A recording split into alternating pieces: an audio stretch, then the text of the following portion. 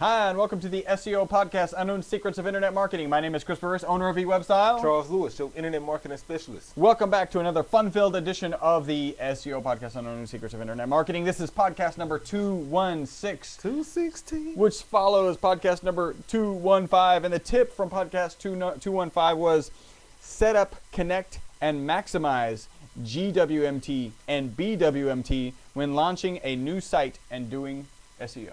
Yeah, anytime you launching a new site, one of the first things you should be doing once that site is active is setting up your Google Webmaster Tools and your Bing Webmaster Tools. Why? Well, not only because they're available, but because if you're going to effectively manage any SEO campaign, this is a must. Google Webmaster Tools is where you go if you want to know about any manual spam actions you may have had, or any issues Google is having indexing your site, or links that are coming to your site, or which queries you're ranking for and your position. Google Webmaster Tools will show you all that. As well as Bing Webmaster Tools. They laid out a little differently. Google has a lot more information, but Bing's okay too.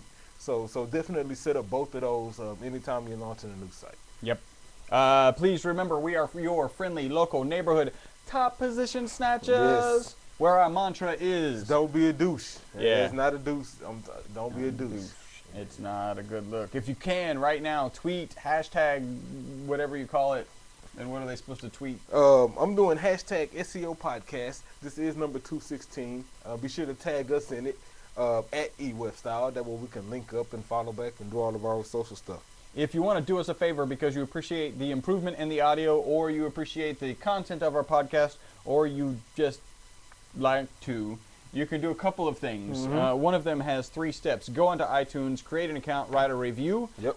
We will really appreciate that. The other thing you can do is you can go to our G Plus local page. And the best and easiest, fastest, quickest, smoothest, nicest way to get to our G Plus local page is to go to e-webstyle.com/ G plus or slash G plus or slash Google plus and one more slash Google plus. There we go. And there you will have the option, assuming you have a G Plus local account, Which actually a you G do. Plus account.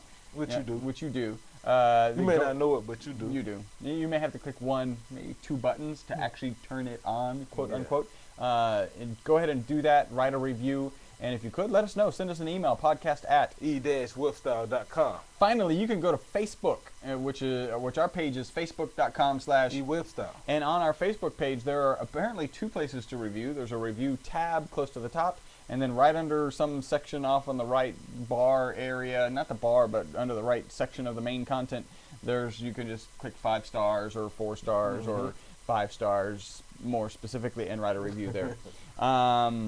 Please remember, we have a referral program. If you have an SEO client, send them our direction. As long as they're paying their bill, you'll get paid. And you can get a free website analysis. In order to get your free website analysis, what you should do is go to our website, e-webstyle.com, and pretty much any page you accidentally or intentionally get to, You can request an analysis. Yeah, you'll see a free website analysis form. Did you say anything about algo? No cataclysm No today. cataclysm today. All right, so we've got we've got a really big punch in the face to one of our listeners. This is Kevin Scullion. He actually wrote a review on our G Plus local page, so punch in the face. It sounded familiar. Let's see. So this is a little bit long, and I really appreciate it. It says, great podcast. I was thinking of sending you guys some shin pads. The number of kicks for your audio must leave you wandering around on your knees at the weekends.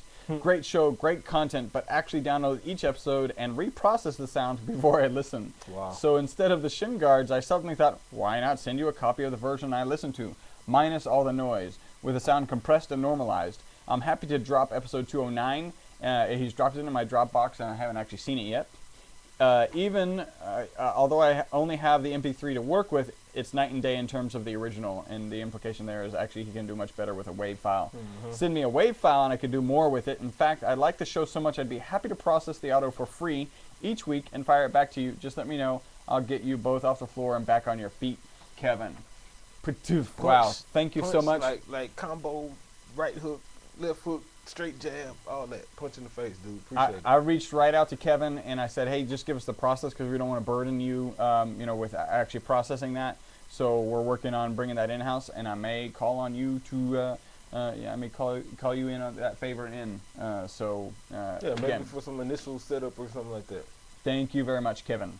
And we don't have his website, so go on to our G Plus local page, find Kevin, and say, Kevin, wow, thanks for supporting the podcast. Yeah, appreciate it. Next, this is actually on apparently the regular review section on our Facebook page. Again, just in general, you can contact us a number of ways. Facebook.com/, eWebStyle, Twitter.com/, eWebStyle, YouTube.com/, eWebStyle. and you can also send us an You see email. the voice inflection match at that time. Smooth. You can also send us an email, podcast at e-webstyle.com. All right. Our review on our Facebook page from Phil Glutting. Excellent SEO information, very entertaining podcast. Always use them to stay up to date on the latest trends for SEO. Would highly recommend to anyone. Why try to sift through all the BS about SEO when you can get it right from the experts? Thanks, Phil. You're welcome. And thanks to you, Patif in the face. I'm glad you realized that, Phil, because there is a lot of BS. It's a lot of kind of fictitious and inflated, SEO jargon or content that's out there that really has little to no value or merit. And we parse through that. We see the fluff as well as the good stuff. We step through that in our BS boots. I mean, even to the point where some things we'll even test, just to see how valid this is. And then we try to present you guys with what we feel is valid info. So I really appreciate that. Sometimes we present invalid info so that we can tell you why it's invalid. And show you what's actually valid. Valid. The next one is from Bonnie Tours. Great podcast content. Kevin. Patoof. In the face. Appreciate it. Short and sweet. All right, we have a little bit of news. You heard this week 2 million passwords stolen through some bots. On Yahoo? Yeah. Well, no, across the board, I think it's 2 million Facebook and Yahoo and just all these places. It was basically a key capture worm that was installed on computers across the planet. One of the things, somebody took those, had access to them, I don't know exactly how, and did an analysis on the passwords, and apparently people are still using password 1 2 3 4 5 6, actually 1 2 3 4 5 6, or admin or whatever. Stop it. Yeah, change it. Come on, alphanumeric, symbols, some cap, some lowercase, and depending on what platform you're on, spaces. Yeah, because a lot of them don't allow it, and some of them do. And the nice thing about spaces is you can start to write sentences, like short sentences that you will always remember that are incredibly challenging to. They're easy for you to remember, maybe even easy for you to type, but because they're much more characters, hard for people to break. Alphanumeric sentence with spaces, you should be pretty good. Like, I don't know, you could do best SEO podcast. Yeah. 3 spaces. Or 2 spaces, actually. This is also cool. You saw the package delivery from Amazon using the quadcopters. So they're going to use drones. The intent is to use drones. So in the Houston area, there would be like one Amazon, as an example, there would be one Amazon fulfillment center, right? So they show it packaged in this little plastic box. The box slides in under the drone. The drone takes off and flies over to your house. And drop it off at your crib. Drop it off at your house. Yeah. That's kind of cool. Yeah, it is kind of cool. That's kind of cool. It's kind of scary a little bit. You're like, what is that outside? Yeah. Yeah, and people are going to mess with them. I don't know. And this was finally, I thought this was just interesting. Somebody had an article. The title of the article was, "Could Ashton be the next Steve Jobs?" Because Ashton Kutcher. He's playing him in the movie. Well, that and Lenovo just hired him as a product specialist or something for their product. So for their companies. So the thought process is, does he have what it takes? I don't know. I mean, Ashton. When the last time you used a digital camera? Yeah, not. I was just saying, I use my phone, and so he's a rebel. Although my wife would still like to have a super fancy. Yeah, I mean, if we was in the we're not photographers, right? No. We probably would. Yeah. I don't know. Yeah. Well, it couldn't hurt. I will say that. I mean, the way Apple's going right now, it's definitely been a decline in regards to, innovation. Yeah. Well, and they're talking from the context that, he wouldn't necessarily be involved in Apple. Just the personality, presentation, the whole. I mean, Steve Jobs is like once in a 10 billion people. To have 2 of them on the planet at the same time would be just a little bit. Yeah, it's like he's in that category with, Michael Jordan and somebody else. Yeah. Eminem, he was like Eminem, Michael Jordan, Yep. you know what I'm saying, Steve Jobs. Yeah. he's a Mick Jagger. He's like up there. Yeah. You To know. be sure. Cool. That's all the news that I have. That is all of our reviews. Thank you guys, and let's get to the meat of the podcast. Yeah, so punch in the face to Tom Schmitz, right? Mm. Tom Schmitz, he's with Search Engine Land, and he posts these articles every year about an SEO playbook. And so he recently posted the 2014 SEO playbook a few weeks ago. But recently, yesterday, matter of fact, he published the We 24. need to do our year in review. Yeah, that's coming up. Yeah. That's like in 2 weeks. Yeah, Right after Christmas. Yeah, we're gonna miss next podcast, so we start the next one. Yeah, cool. And so he did this one, the 2014 SEO playbook on page factors. And it was pretty cool. He focused in on the things you could do on your site. And then he broke it down into really 3 main areas. And that was the content, that was HTML, and that was site architecture. And so pretty good information. So we'll go into it. Looks like a hefty article. Well, there's a lot of content, and so I tried to summarize most of it. So speaking on content, starting there, his first one is content quality. And at the end of the day, we all know that your content must be quality. Yeah. But the thing is, one of the reasons, and not just from a conversion perspective, but from a ranking perspective, we're talking SEO. With the Panda updates and the Panda refreshes that are happening monthly, small bad content is not gonna work. So if you can't produce, he called them short fluff articles. Where you have an article with a couple sentences and maybe an image, and you're trying to post it, that's gonna have more harm than help. Long gone are those days. We need quality content. Yep. The second thing about content is keywords. And so matter of fact, I quote him, my advice is to make sure each page stands on its own as a topic. And I think that's a great perspective to have. Yeah. If you can't develop a full page and this content can't stand on its own, then that may not be enough content you need to write. That may be a page you may want to consider combining with another page because you lack the content to support it. I think the main takeaway from this is when you're writing content and you're thinking about keywords, think conversation. Don't really think keywords per se. The traditional kind of SEO market, you think keywords. Start thinking about conversation, because what happens is a lot of times people will search differently later. Your keyword may be, his example was about a jacket. It may be gray jacket.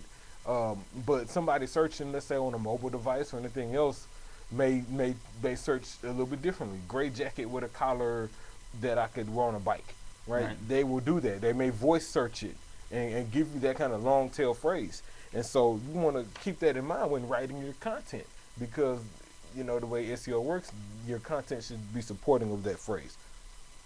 So think about the conversation. The third one he has is the content engagement. And to quote him, he says, engagement is about whether visitors spend time reading your content or they bounce quickly away. And that's exactly right. Engagement is basically what that visitor does when they get to the site. You want to increase your engagement. And I think you have to create opportunities to do that. Right? So if you're presenting content, make sure that content is presented in a way that can be absorbed.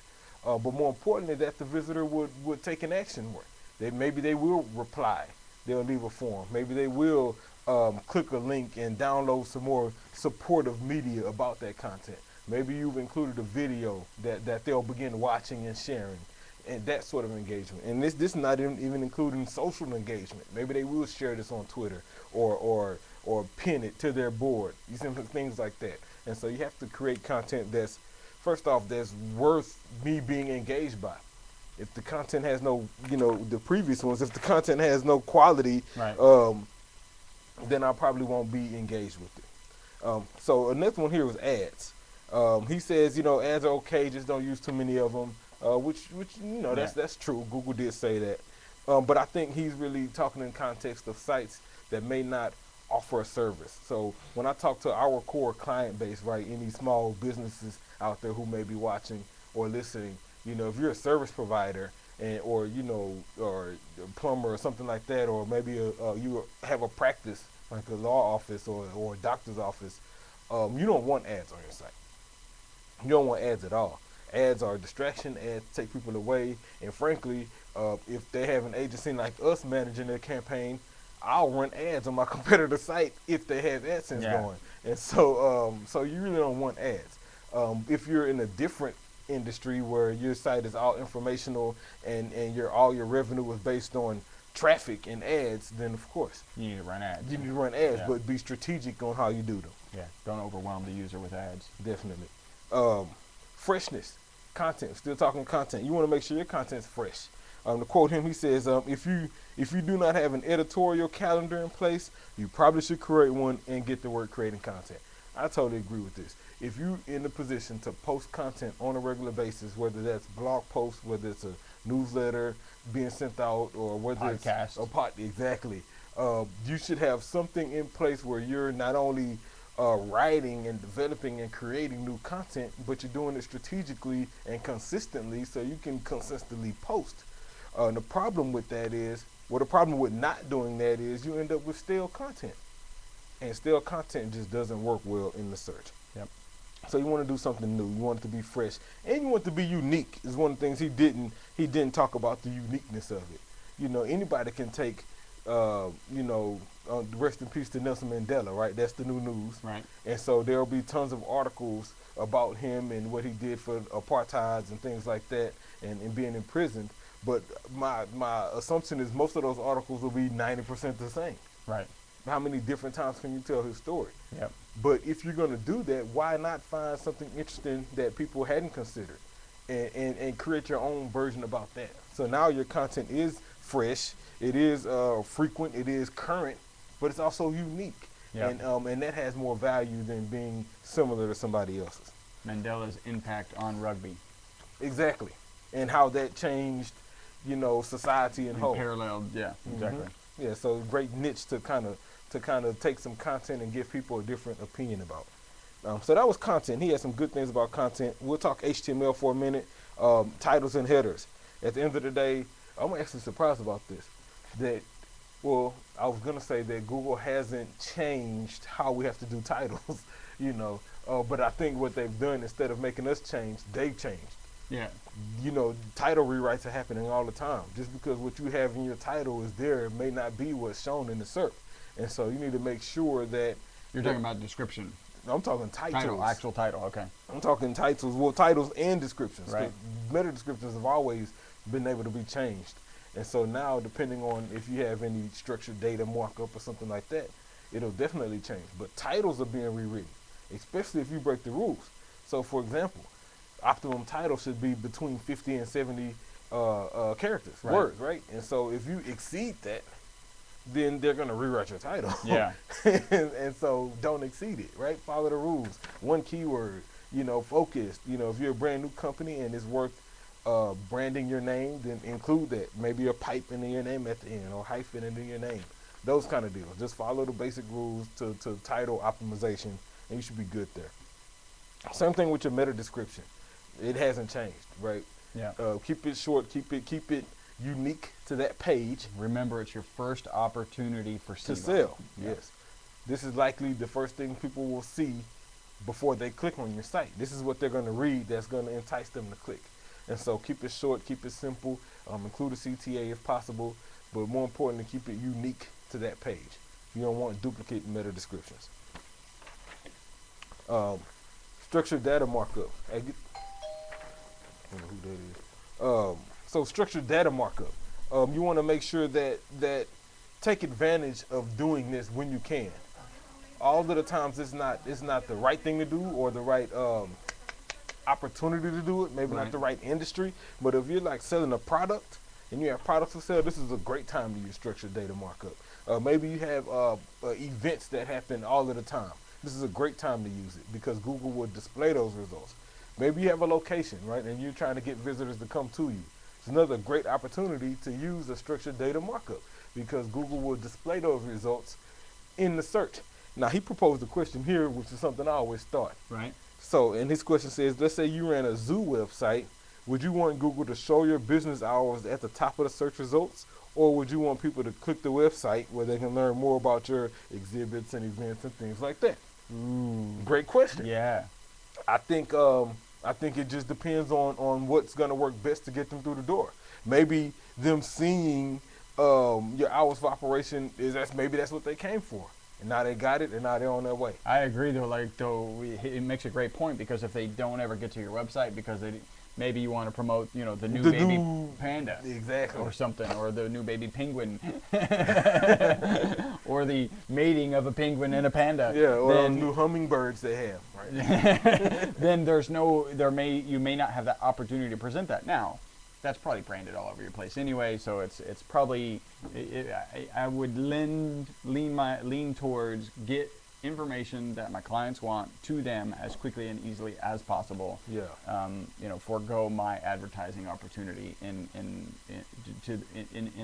effort to make sure the client has the easiest access to information. And I think what you do is you use a combination of this, and I almost consider structured data markup advanced SEO, and so I would take this and I would add it to site links and things like that. Yeah. And so that way my structured data markup can show my hours of operation and my address. But if I have site links to, let's say, a new exhibits page that are showing there, and site links to a coming events page, then those pages are now part of the SERP result as well. And that may entice the click. So now I see the date and I see the time, and I'm like, oh, and here's a link to new exhibits. Yep. Now Google, the Houston Zoo is going to have a Google section. Well, you told me about that. Penguin panda. Maps. Was it Street View going through the zoo? Well, the last one that I read of Street View went through the canals, the Venice canals. But I'm just thinking, like, group of Google section, penguin, panda, hummingbird. They should have one. That would be kind of Sponsored by cool. Google. Don't feed the hummingbirds. Back to HTML, keyword stuff, and hidden elements. Won't spend too much time on there. Like, don't do it. Yeah. Right, whatever you show in the SERP, then show that to your users. Plain and simple. Let's talk architecture. And he went crawl. And so really, at the end of the day, you just want to be accessible. Right. You don't want to use Flash. Stay away from that when possible. Make sure you have your sitemap in place and that it's updated and that it's functional and works. Make sure you have a correctly configured robots file. I've been seeing this a lot lately. New clients we have robots file that's somehow blocking the site from being indexed the right way, and it's usually due to somebody not using a WordPress plugin correctly. Right. They just got in and checked off some boxes and did some stuff, not knowing that they were hurting themselves. And so, you want to make sure your site architecture is in place. Dupe content. Avoid it. Avoid it. Like just don't use it. Site speed. This is important. And I like this here. He said the best test of speed is to clear your cache and take your laptop to the local cafe and surf your website. If you're not waiting for your pages to load up, then you're probably okay. That's a fair assessment. Yeah, you got to clear your cache first, though, because you're going to load up fast anywhere. But, yeah, clear it and go to Starbucks and have a coffee and pull your site up. Yeah, and if you enjoy your experience on your site, then you're probably okay. But if you get frustrated that page is taking too long to load, or you got a little spinning hourglass or whatever, images, you need some work on your site. Architecture, and this is a good one here. URLs. So we already knew that search engine friendly URLs was important. Right. But to quote him, he brought up something I didn't think about. Punch in the face to you, Tom. I really liked your article. He said, with today's multi-tab browsers, people are more likely to see a URL than your title tags. Yeah. I'm thinking about your computer screen, right? Yeah. About 50 tabs on a Chrome browser. So there's no room. There's no in room the tab to see a for title. any title. So I see the URL. You see the URL. So it's got to be both user and Google friendly, which is what we say all the time anyway. But yeah, even more so. And so now here's this one here. We'll debate on this one, probably closing out. The last one for architecture is mobile. And to quote him, he said, Google and Bing agree that ideal configuration for websites is to have a single set of URLs for all devices and to use responsive web design to present them accordingly. I think at the end of the day, that's probably the best way to go. Yeah. I just believe in certain situations, a mobile version is better.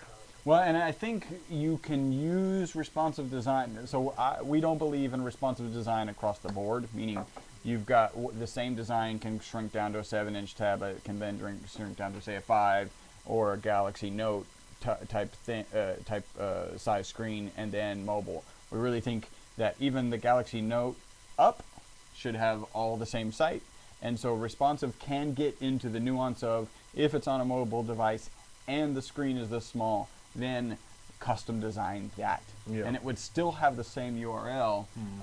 It would just we just don't think that you need to have all of these. What looks good on a 21-inch monitor looks good on a 11-inch Apple display, looks good on a 7-inch Android or Apple Mini, down to the Galaxy Tab, and then anything below that really does start to need some more customization. specific. And some of the reason of it is that if I'm on an Apple Mini and I'm searching, just as an example, emergency room, it's a different situation. Possibly, certainly on a workstation, it's possibly different than if I'm on the phone. If I'm on the phone, I need two things. I need the phone number, and hopefully you've made it a button that I can click. And I need the address so I can get directions. That's going to tap and open my nav up. Yeah. That's what I need. That's all I need. And anything else, I have one other button that I can see the whole website, because maybe I already arrived there and I might as well find out what kind of emergency facility I'm at. Definitely. I think what we've come to learn is that the experience from desktop to mobile is so different that it's worth investing the resources necessary to customize that mobile experience. And you tie it into responsive, so you can take advantage of using the same set of URLs and things of that nature. But yeah, usually what I dislike about the responsive is it tends to shift everything in place. And so from a mobile perspective, it's functional, it works, but it could be better. And it's hard. It's usually not custom designed for the mobile interface. And it's not the designed for the experience. Yeah. It's designed to fit the screen, and it's designed to look good, but it's not designed for a totally different purpose. Exactly. When I'm looking at the zoo at my workstation, I want information. When I'm looking up the zoo on my iPhone or my Android phone, I want to get there or call. Or call security to help me find my lost penguin. Yeah. I pooped on by the panda. They're next. Did you check next to the pandas, sir? Eating the hummingbirds. Is that it? That's it. Cool. That is punch in the face to you, Tom. I really like the article. We'll repost it, and make sure to get you guys' thoughts on it. Isn't that article already on our Facebook page? I thought you had. I tweeted him earlier, and it probably did get the Facebook thing. Cool. Excellent. Do we have any what? No, I don't. No, what? All right, so we are skipping next week. So the week after that, we'll be doing our 2013 year in review. Yeah, another one. Just seems like yesterday we were putting the last one together. All right, thank you guys for tuning in. Thank you guys for making us the most popular internet marketing podcast on iTunes. It is because of all you all and your patience through a bad sound, off timing, and your questions and everything. Thank you so much. Until the next podcast, my name is Chris Burris. Charles Lewis. Bye-bye for now.